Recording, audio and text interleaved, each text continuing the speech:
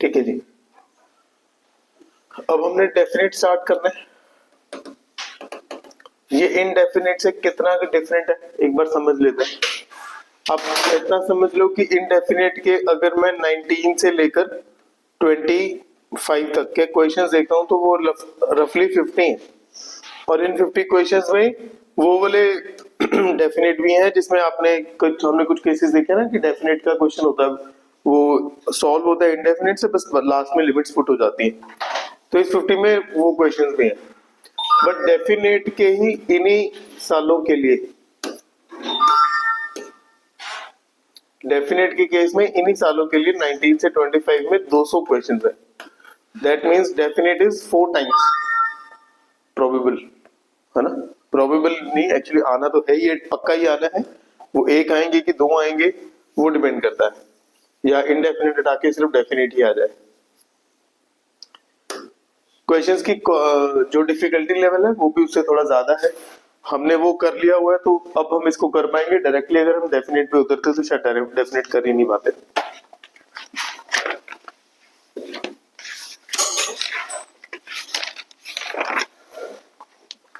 पहला क्वेश्चन है,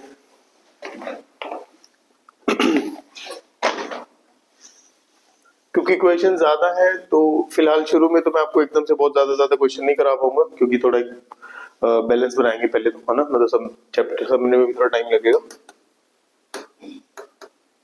पर फिर धीरे धीरे स्पीड बढ़ा देंगे क्वेश्चंस की। Plus 7 power 10 6x minus 3 10 power 4x minus 3 10 square x। फिलहाल तो हमें सिर्फ इसकी इंटीग्रेशन करनी है। ये एक सिंपल क्वेश्चन है हमारे पास। I1 उसने पूछा है 0 to π/4 fx dx। फिलहाल एक ये हमें निकालना है। एक बार बस हमारे लिए ये सॉल्व हो जाए।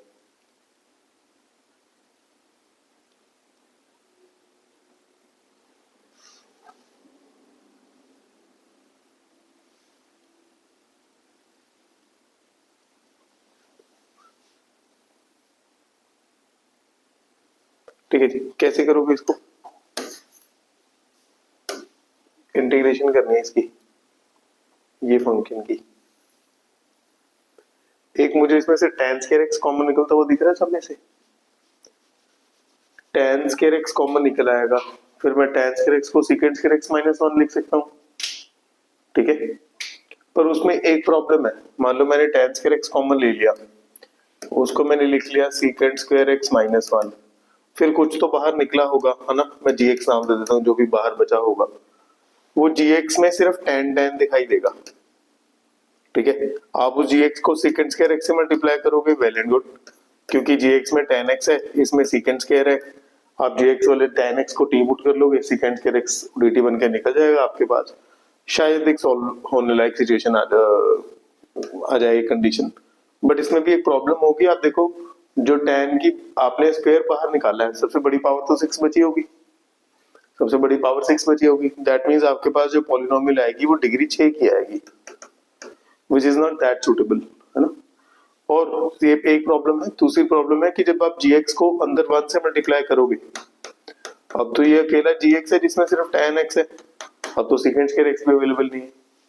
तो इसकी इंटीग्रेशन तो फिर हम थोड़ा सा सोच रहे हैं कि एक दो स्टेप मिल जाएंगे, इसमें तो कुछ भी नहीं मिलेगा।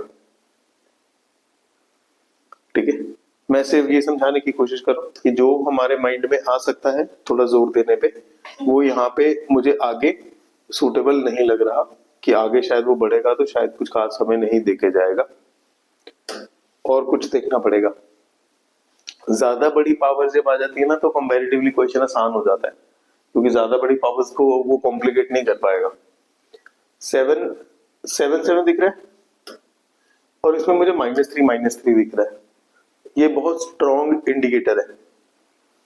7 10 पावर 6 यहाँ पे अगर मैं सिर्फ पहले दो में से कॉमन निकाल रहा हूं तो ये कॉमन निकल आएगा, और मेरे दिमाग में पीछे क्या बचेगा? tan square x plus 1। वो कुछ ना कुछ तो होता है, और वो जिसका वो क्या है, किसी का डेरिवेटिव भी है। secant स्क्वायर x बचेगा ना पीछे, tan स्क्वायर x प्लस 1 बचेगा, which is secant square x। और यहाँ से -3 tan square x निकालूंगा, ये भी पीछे tan square x प्लस 1 छोड़ेगा which is secant square x। आ रही है बात समझ? तो अगर आपके दिमाग में ये चीज चल जाएगी तो मतलब ये क्वेश्चन फिर बहुत आसान है।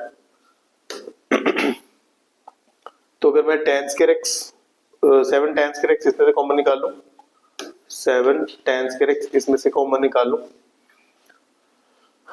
तो पीछे क्या बचेगा? tan power 6x, tan power 6x और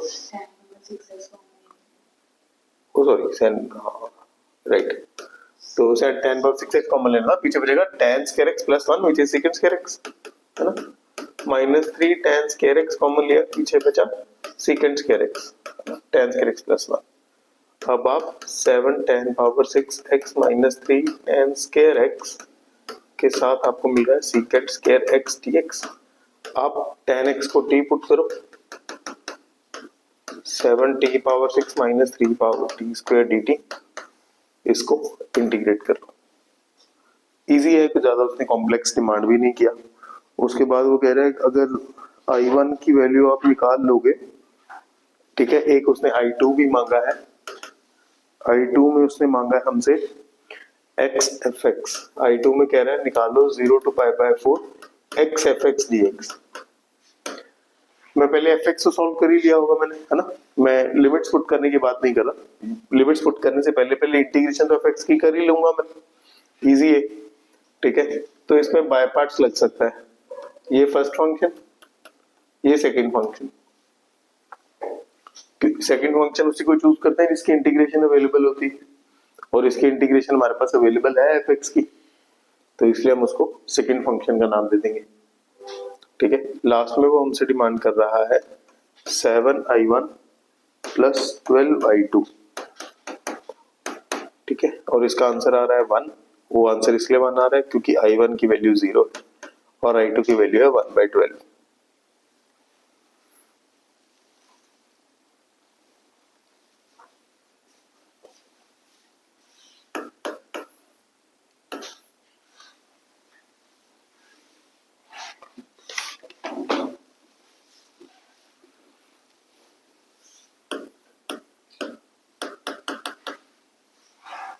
नेक्स्ट देखते हैं, ये क्वेश्चन पक्का मैंने आरडी में कहीं देखा है, मुझे एग्जैक्ट लोकेशन तो याद नहीं कि किस एक्सरसाइज का कौन सा क्वेश्चन है, बट ये इंडेफिनिट में देखा मैंने वहां।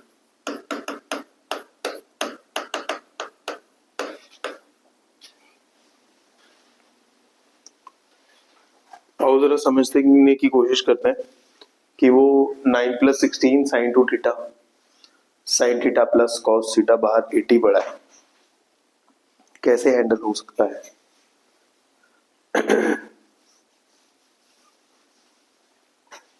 sin 2 थीटा को, अच्छा ये sin theta plus cos theta किसका डेरिवेटिव है? sin theta plus cos theta किसका डेरिवेटिव है?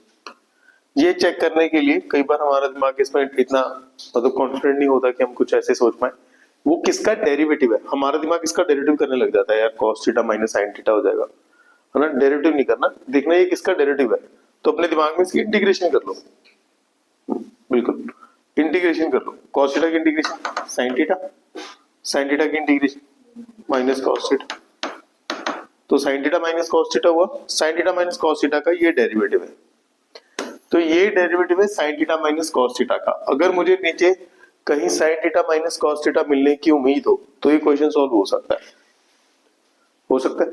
sin theta minus cos theta, sin theta minus cos theta की रिक्वायरमेंट है अभी हमारे पास, और वो रिक्वायरमेंट फुलफिल कौन कर सकता है? sin 2 theta. स्टैंडर्ड मैनिपुलेशन करी थी हमने इसकी, sin 2 थीटा स्टैंडर्ड मैनिपुलेशन करनी है इसकी, पता कौन सी की बात कर रहा हूं? 1 माइनस sin 2 थीटा की, 1 माइनस sin 2 थीटा बनता है sin theta minus cos theta, ये सर बनता है ना, ठीक है। बट यहाँ अब ऐसा कुछ अवेलेबल नहीं है, तो आप एक काम कर सकते हो, इसमें फिर प्लस माइनस 1 कर सकते हो, क्योंकि ऐसा कुछ अवेलेबल नहीं है डायरेक्टली कुछ ऐसा अवेलेबल नहीं है, तो आप इसमें 80 0 to π/4 sine theta plus cos theta 9+16। इसमें साइन टू थीटा तो है ही है, +1 -1 कर ले। बट आप ध्यान दो, मुझे 1 माइनस साइन टू थीटा चाहिए, तो साइन टू थीटा क्योंकि तो पॉजिटिव का साइन है, तो फिर वो नेगेटिव कॉमन लेके हो जाएगा। 9+16, आप यहां से ओवरऑल नेगेटिव ले लो, थोड़ा इजी रहेगा। ओवरऑल नेगेटिव ले लेते हैं, तो यहाँ आ जाएगा 16, तो 1 माइनस साइन टू थीटा -1। ठीक है, सबके साइन चेंज हो जाएंगे।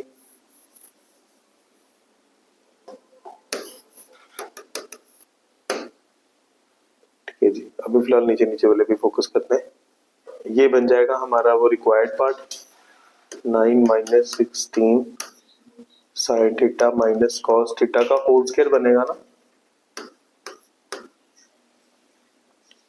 मैंने ना इसके बारे में बात करी थी पिछली वाली क्लास में कि यहाँ अगर मतलब हमेशा हमारी कोशिश होती है कि हम cos theta minus sine theta लिखें, इसको जो होल स्क्वायर है वो cos theta minus sine theta लिखें।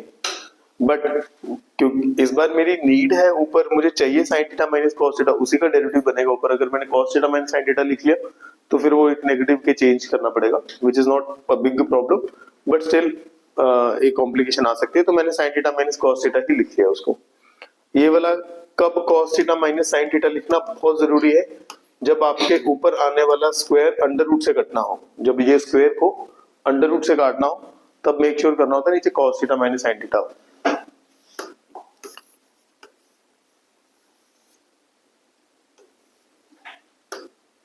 ठीक है जी, ये बन गया -1। नीचे वाले को और आगे वो कर लो, 9-16 अंदर लेके जाएंगे और इधर 16 लेके जाएंगे। -16 होगा +16 होगा, एक होगा 9+16, एक होगा -16 sign theta minus cos theta का स्क्वायर, ये होगा नीचे 25 -16 sign theta minus cos theta का स्क्वायर। 16 आप कॉमन ले लो। ठीक है, तो ये नीचे वाले का डेरिवेटिव ऊपर मिल गया, नीचे वाले का डेरिवेटिव ऊपर मिल गया, नीचे वाले का डेरिवेटिव ऊपर मिल गया। 16 मैंने कॉमन ले लिया तो मुझे मिला 25/16 माइनस टी स्क्वायर dt। हो जाएगा इंटीग्रेट इजीली, इजीली इंटीग्रेट हो जाएगा। आप तो स्पेशल इंटीग्रल में से फॉर्मूला निकालो ए स्क्वायर माइनस एक्स स्क्वायर का और सॉल्व कर लो। ठीक है, लिमिट चेंज कर देंगे अकॉर्डिंग, कर लोगे इतना तो, हाँ 0 पुट करोगे तो कितना आएगा लिमिट्स में, 0 पुट करोगे इसमें तो ये 0 -1 और π/4 पुट करोगे तो 0 आ जाएगा ऊपर। तो सॉल्व कर सकते हो आप।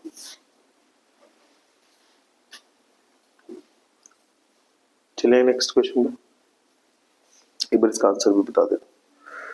इसके आंसर में सीधा वैल्यू मांग रहा है लास्ट में वो, और वो वैल्यू आ रही है 4 log 3।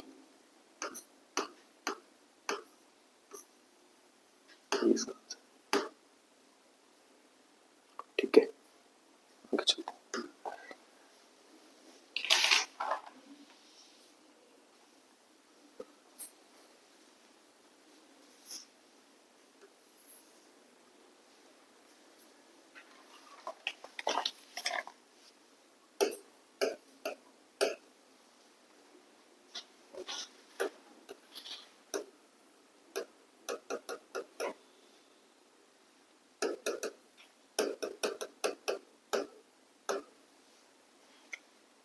ये हमारे पास क्वेश्चन है -3 log 3।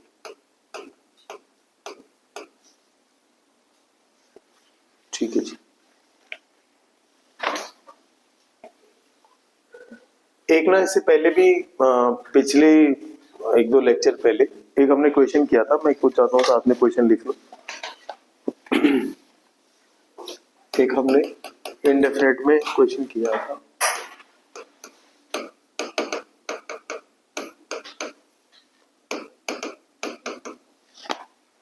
आप इन दोनों क्वेश्चंस में कुछ सिमिलरिटीज और कुछ डिफरेंसेस देखते हैं।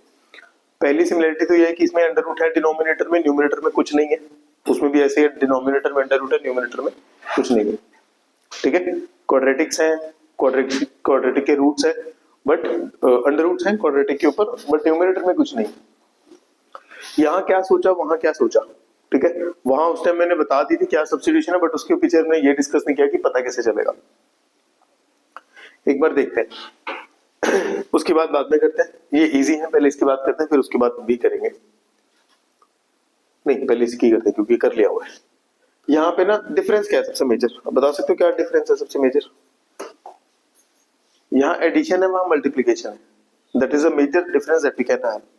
इससे क्या फर्क पड़ता है? इससे क्या होता है, मल्टीप्लीकेशन करने से ना अगर आप लिखो x मल्टीप्लाई बाय वाई तो ये एक सिंगल टर्म ही गिनी जाती है, बट अगर आप x प्लस वाई लिखते हो तो ये दो टर्म्स गिनी जाती है। ठीक है, जो टर्म्स के डिफरेंस वो है ना, पहली टर्म कब खत्म हुई दूसरी कब शुरू हुई, वो प्लस और माइनस डिसाइड करता है। तो इससे क्या फर्क पड़ता है, इतनी सी बात से क्या फर्क पड़ता है कि यहाँ पे अब टर्म्स तो एक ही है टेक्निकली, एक एट मतलब दो टर्म्स मल्टीप्लाई हो रही है तो एक ही टर्म गिनी जाएगी।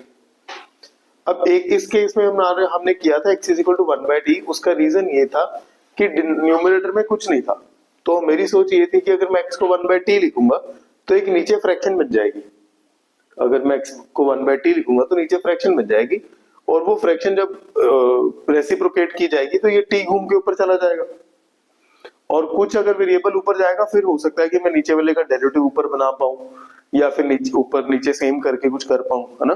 तो मतलब यहाँ पे मुझे नीड थी बहुत ज्यादा कि मेरा वेरिएबल घूम के ऊपर जाए, पर यहाँ पे ऐसा कुछ नहीं है। मतलब यहाँ पे ऐसी नीड नहीं है। क्यों नहीं है? क्योंकि हमने उसमें कॉन्टिन्यूटी में कुछ ऐसा करा हुआ है।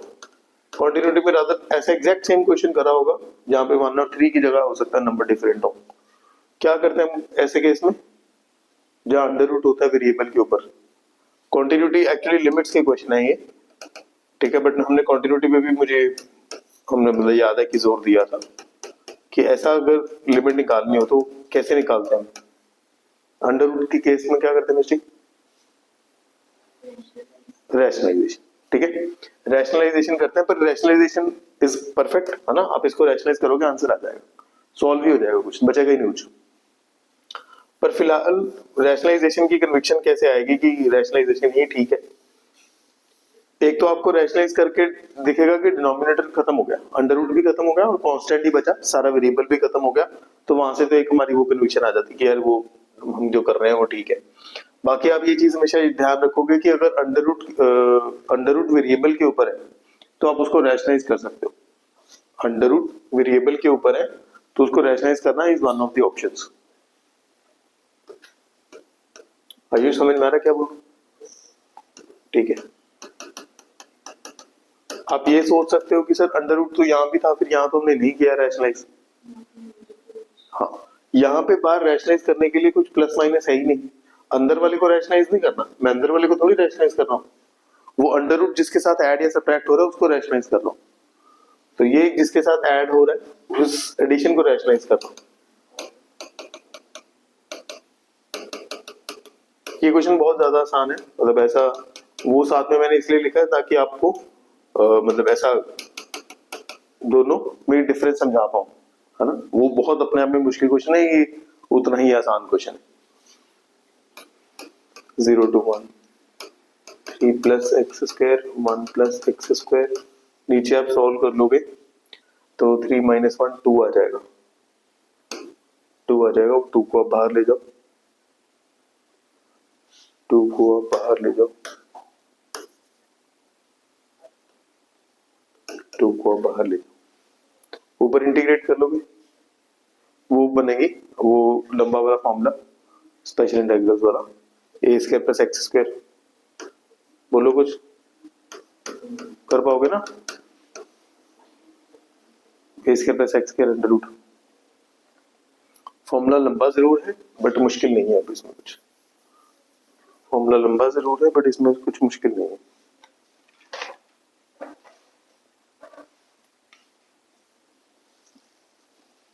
उसने भी इसका आगे बस एक आंसर में सिंप्लीफाई करके 2 minus root 2 minus log 1 plus root 2 answer है,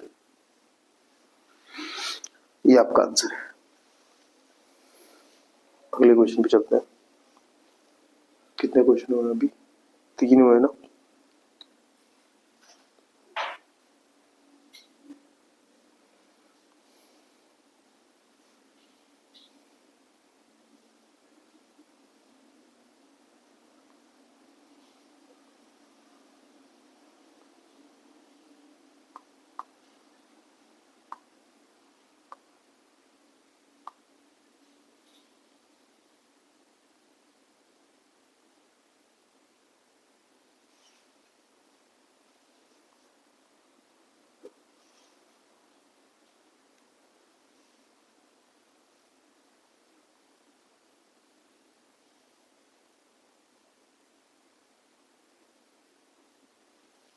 ठीक है, अगले पेज पे चलते हैं।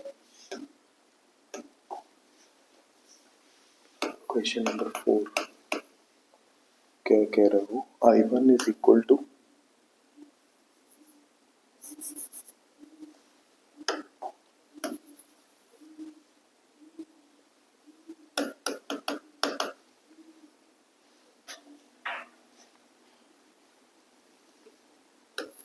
Minus half 2 1 2x f of 2x 1 minus 2x dx। ये I1 है, I2 भी है हमारे पास कुछ, तो -1 to 2 f of x 1 minus x।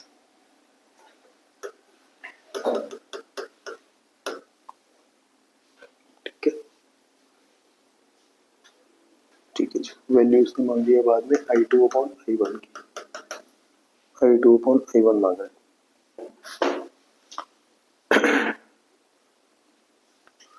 ठीक है, वो तो खैर आओ देखते हैं क्या करेंगे इसमें। सबसे पहले I1 उठाते हैं। I1 के अंदर मुझे एक बहुत ही ऑब्वियस चीज दिखाई दी, 2x 2x 2x, और इसको डेरिवेटिव भी पुट कर लेंगे तो dx is equal to dt हो जाना है इसमें, है ना।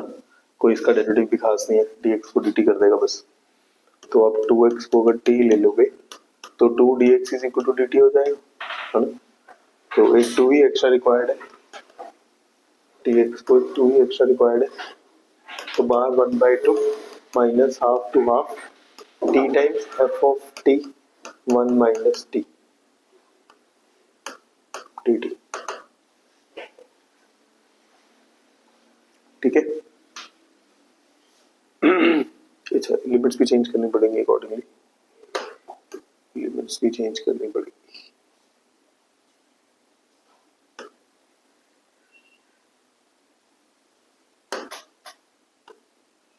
अगर इसमें -1/2 पुट करेंगे तो क्या देगा? -1, और अगर इसमें 1 पुट करेंगे तो क्या देगा?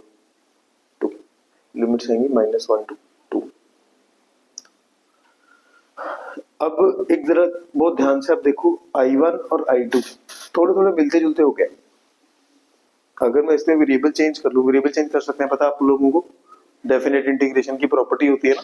अब वेरिएबल वैसे तो पूरी इंटीग्रेशन की प्रॉपर्टी है, बट फिलहाल डेफिनेट इंटीग्रेशन में तो मेंशन्ड है ये प्रॉपर्टी कि आप चाहो तो अपना वेरिएबल चेंज कर सकते हो। ठीक है, वेरिएबल चेंज करने के लिए आपको कोई तामझाम करने की जरूरत नहीं है। आप अभी इन दोनों में कॉमन वो देखो बिहेवियर, ये I1 है, ये I2। आप मुझे बताओ कि क्या ऐसा करें कि इसमें सिंप्लीफिकेशन हो पाए।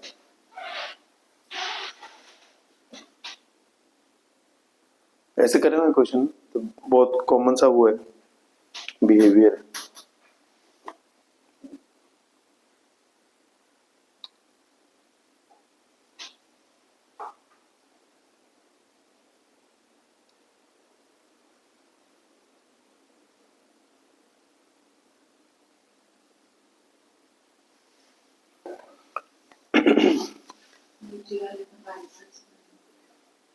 बाय पार्ट्स ट्राई करके देख लेते हैं। बाय पार्ट्स देखिए, फील तो आ रही है बाय पार्ट्स वाली। First function as it is, second की इंटीग्रेशन,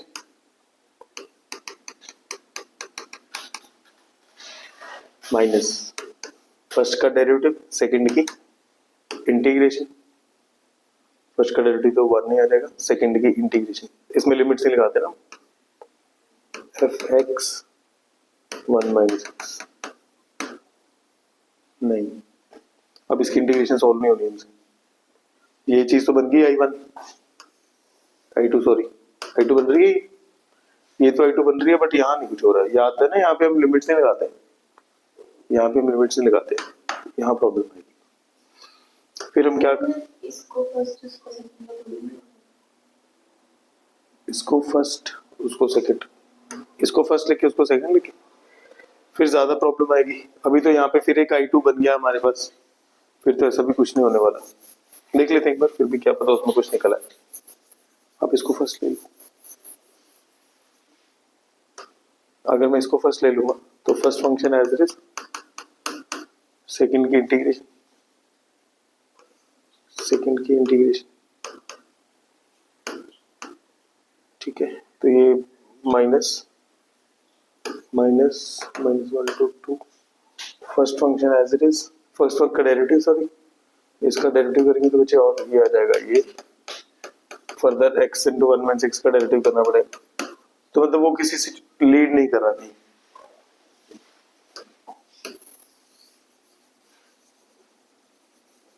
फिर आप एक काम करो,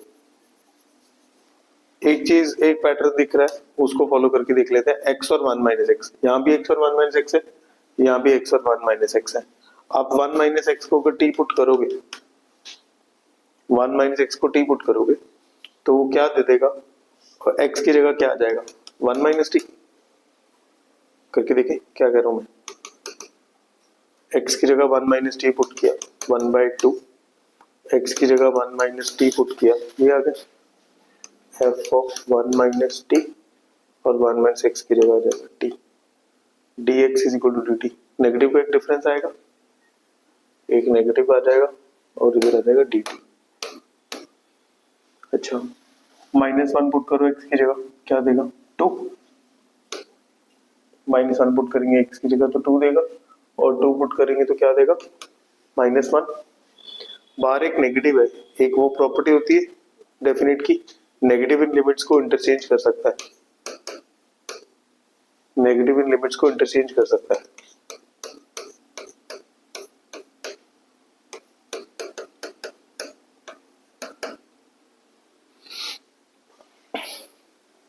अलग अलग कर दो, 1 को अलग से मल्टीप्लाई कर दो, इस 2 को ना मैं जस्ट फॉर कन्वीनियंस बार बार लिखना पड़ता है मुझे, इस 2 को मैं उठा के इधर ले जाता हूँ, 2i1 हो जाएगा। अब मुझे काफी सेटिस्फैक्टरी लग रहा है, बताता हूँ क्यों।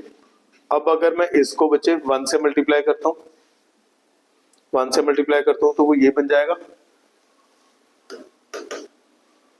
देखो जरा, -1/2, 1 से मल्टीप्लाई करूंगा तो f of t 1 minus T बन रहा है, माइनस अगर इधर रखूंगा तो ये -1 to 2 t times f of t minus 1/t 1 minus T. मेरे हाथ से इसको प्रॉब्लम है कुछ,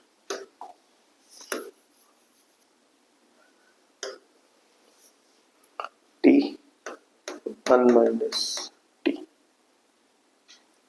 ठीक है, ये हमारा है तो 2i1, ये किसके इक्वल है, t1 माइनस टी, i2 के इक्वल है, ये आपका i2 है ना, फील हो पा रही है ये बात, ये i2 के इक्वल है, माइनस ये किसके इक्वल है, t वाला, ये i1 नहीं है,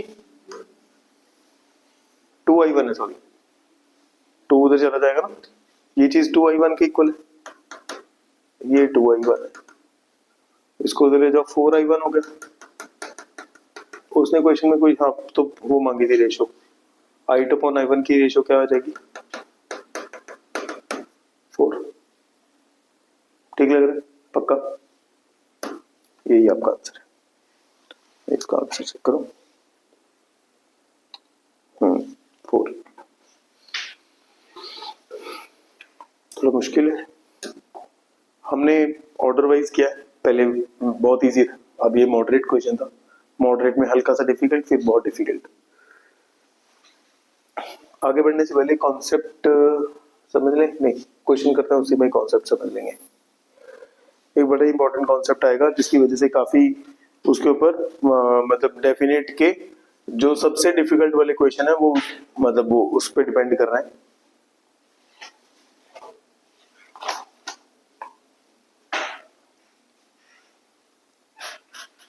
फिलहाल आप मुझे ये बताओ कि ये चीजें आपने उसमें करी हैं बोर्ड्स वाले क्वेश्चन में, कि अगर यहां ऐसा लिखा हो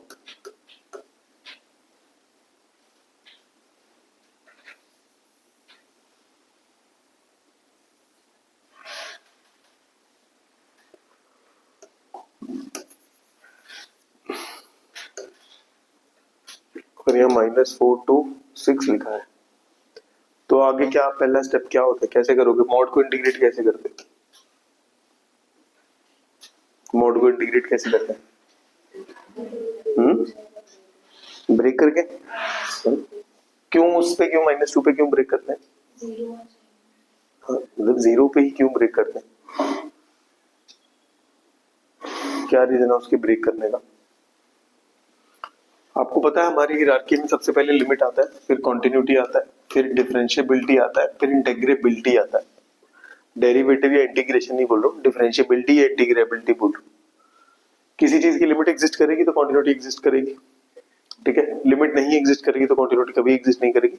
लिमिट एग्जिस्ट करेगी तो कॉन्टिन्यूटी हो सकता है एग्जिस्ट करे। ऐसे ही आगे कोई कॉन्टिन्यूस होगा तो हो सकता है वो डिफरेंशिएबल हो, अगर कोई कॉन्टिन्यूस नहीं है तो वो कभी डिफरेंशिएबल नहीं हो सकता। सिमिलरली अगर कोई डिफरेंशिएबल होगा तो हो सकता है वो इंटीग्रेबल हो, अगर कोई डिफरेंशिएबल नहीं होगा तो इंटीग्रेबल नहीं हो सकता। तो अच्छा अब ये वाला फंक्शन जो होता है वैसे तो एक कॉन्टिन्यूस तो एवरीवेयर ही होता है, बट ये डिफरेंशिएबल नहीं होता कब, जब मॉड 0 बन जाए। अगर ये डिफरेंशिएबल नहीं है तो इंटीग्रेट कहां से होगा, है ना। इसलिए फिर हम इसको ब्रेक कर लेते हैं उस पॉइंट पे जहां पे वो 0 बन रहा है। कहां पे 0 बन रहा है? -2 पे, वो -2 पे ब्रेक हो जाए। सिंपल सी बात है, ठीक है। फिलहाल इस सिंपल सी बात को यूज करते हैं और क्वेश्चन देखते हैं।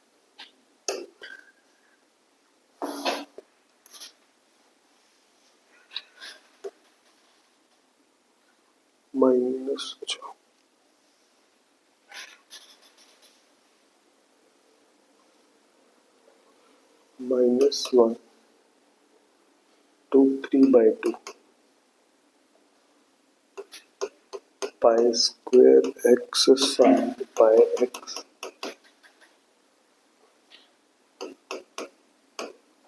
dx। ये pi square x sin pi x dx। अब मेरा मॉड है मेरे पास, है ना, मॉड है उसके साथ एक x है, एक sin pi x है। जो पाई स्क्वायर है वो तो कांस्टेंट नंबर ही है ना, उसका तो कुछ सोचना नहीं है। कांस्टेंट ये पाई स्क्वायर ही है, ऑलवेज पॉजिटिव ही होगा, तो मॉड का उसके ऊपर कोई असर नहीं है। तो पाई स्क्वायर को मॉड से बाहर निकाला, कांस्टेंट है तो इंटीग्रेशन से भी बाहर निकाल दिया, ठीक है। इसमें कुछ बाद में रोल प्ले करना होगा हमारे इंटीग्रेशन सॉल्व करने में। फिलहाल हमारा जो प्राइमरी मोटिव है वो है मॉड को खत्म कर पाना। मुझे पता है मॉड को हटाने के लिए मुझे देखना पड़ेगा कि इस रीजन में -1 से लेकर 3/2 के रीजन में, ठीक है, कौन सा नंबर ऐसा है जो प्रॉब्लमेटिक है हमारे लिए। साइन, एक सेकंड मुझे बताओ कि साइन कहाँ 0 होता है? नॉट जस्ट 0, भाई जनरल बताओ, जनरली कहाँ 0 होता है?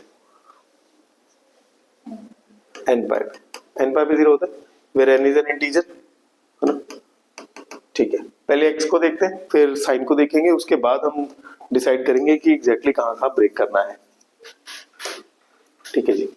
अगर अभी मैं फिलहाल इसको इंटीग्रेशन से हटा के स्प्लिट फंक्शन में पहले डिस्कस कर लेते हैं कि इसका अगर स्प्लिट फंक्शन बनाना पड़े तो क्या बनेगा, ठीक है। अवेलेबिलिटी कहां से कहां तक है? -1 से लेकर 3/2 तक की x।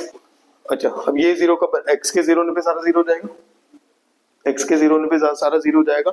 अगर मैं नंबर लाइन पे देखूं -1 से लेकर ये 1.5 है ना, कौन कौन इसको 0 बनाएगा? एक तो सर 0 इसको 0 बनाएगा, 0 इसको 0 बनाएगा, और कौन 0 बनाएगा? -1 भी तो इसको 0 बना देगा, साइन पड़ा ना, ठीक है। एक्स का जीरो बनाने का तो एक ही केस था, वो हमने लिख लिया हुआ।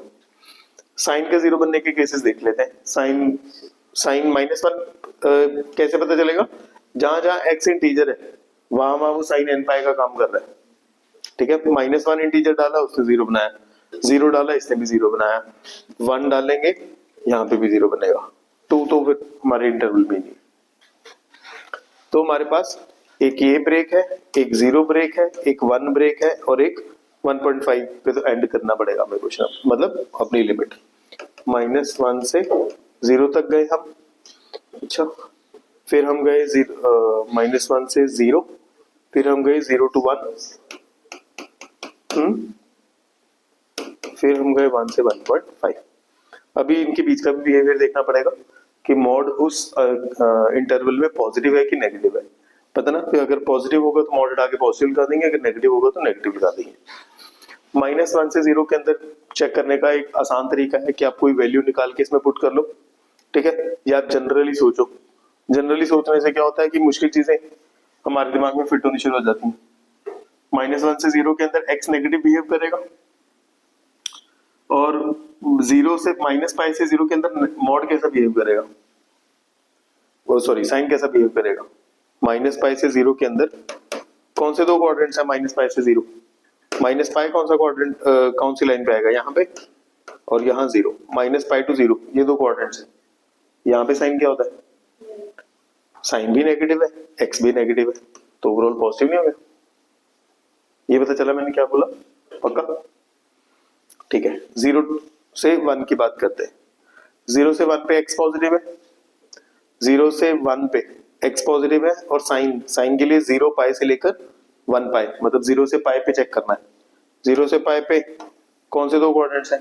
फर्स्ट एंड सेकंड, यही दो क्वाड्रेंट्स हैं। वहां पे एक्स भी पॉजिटिव है और साइन भी पॉजिटिव है। साइन पॉजिटिव होता है ना पहले दो क्वाड्रेंट्स, पक्का पॉजिटिव। ठीक है, 1 to 1.5 में 1 से आगे बढ़ोगे तो एक्स पॉजिटिव होगा। ठीक है, और अगर आप साइन देखोगे, साइन आएगा फिर साइन पाई से लेकर साइन 3/2 थर्ड क्वाड्रेंट, वहां नेगेटिव होगा। एक्स पॉजिटिव है, दूसरा नेगेटिव है, पॉजिटिव नेगेटिव पॉजिटिव हो गया। तो हमारे एक्चुअल ब्रेक यहाँ पे अगर पॉजिटिव पॉजिटिव है तो यहाँ पे आ गया x sine pi x mod हट के, x sine pi x mod हट के, यहाँ आ गया -x sine pi x mod हट के। ऐसे ही है। ठीक है, ये तो इकट्ठा सेम ही है ना फिर। चलो फिलहाल हम ऐसे क्यों हो गया इसको? अच्छा, डबल फिंगर लगाई।